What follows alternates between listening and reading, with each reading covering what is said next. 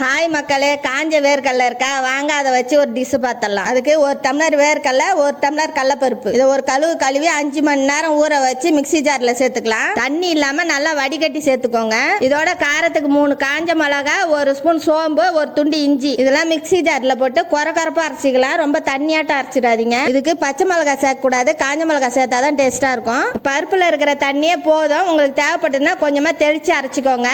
இதோட ஒரு கைப்பிடி கருவேப்பிலை, கொத்தமல்லி, 10 பல்லு பூண்டு தட்டி எடுத்துக்கணும். 1/2 ஸ்பூன் உப்பு, சின்னதா கட் பண்ண 2 பெரிய வெங்காயம், இதெல்லாம் இந்த மாவோட சேர்த்து நல்லா பிசைஞ்சிக்கலாம். இந்த மாவை ரெடி பண்ணி ரொம்ப நேரம் வச்சிருக்காதீங்க, உடனே போட்டுடணும், இல்லைன்னா எண்ணெய் இழுக்கும். இப்ப அடுப்புல வடை சட்டி வச்சுக்கலாம். வடை சட்டி சூடு ஏறினாதான் பொரிக்க தேவையான எண்ணெயை ஊத்திக்குவோம். எண்ணெய் சூடு ஏறினாதான் சின்ன சின்ன உருண்டையா ஊற்றி வடையா தட்டி போட்டுக்கோங்க. ஒரு பக்கம் வந்ததை இன்னொரு பக்கம் திருப்பி போட்டு எடுத்தா வேர்க்கடலை வடை ரெடி. வேர்க்கடலை உடம்புக்கு ரொம்ப நல்லது. நீங்களும் வீட்டுல ட்ரை பண்ணி பாருங்க. எப்படி இருந்ததுன்னு கமெண்ட் பண்ணுங்க. அடுத்த வீடியோல பார்க்கலாம். பாய்.